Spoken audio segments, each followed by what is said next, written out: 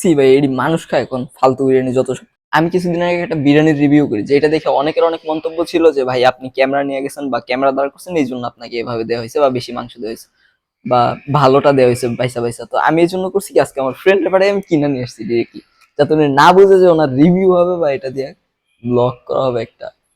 তো এখন আমি এটা ট্রাই করবো বুঝছেন, আর অরিজিনাল রিভিউটা দিব। আর এটা কিন্তু উনি জানতো না যে এটা দিয়ে সত্যিকার রিভিউ হবে বা কিছু একটা হবে। তো আমার গলার টেস্টও ভালো না আজকে, তাও ট্রাই করব, দেখি, আশা করি ভালো হবে। হুম, স্মেল ভালো। সো আসেন খুলি এটারে আগে, দেখি এটা রাবার দেওয়া আছে, আর এই যে পলির মধ্যে ছিল, পলি আগেই খুলে ফেলাইছি।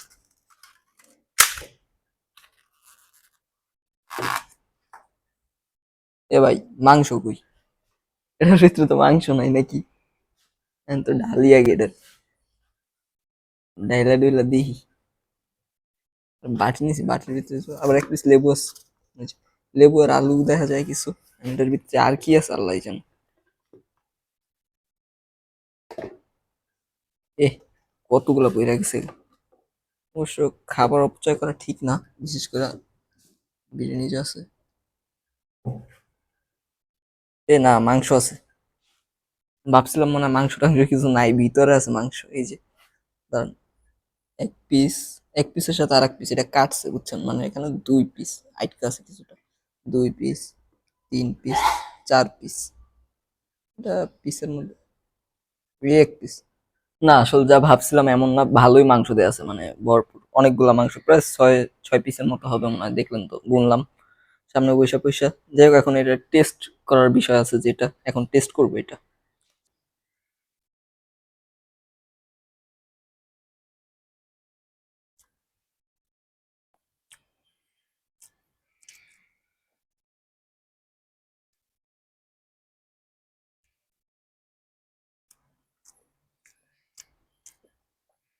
নাসির ভাই, ভাই দুঃখিত ভাই, কারণ আজকে চাইছিলাম তোমার একটা ব্যাড রিভিউ দেওয়ার ভাই, পারলাম না।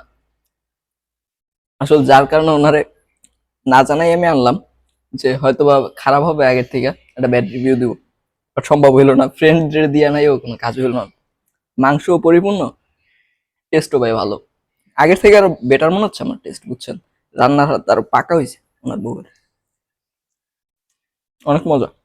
চলে ভাই, খাই আসতে পার, বাংলাদেশ মেডিকেলের সামনেই বসে, নাজির ভাইয়ের দোকান এটা। হুম, অনেক মজা।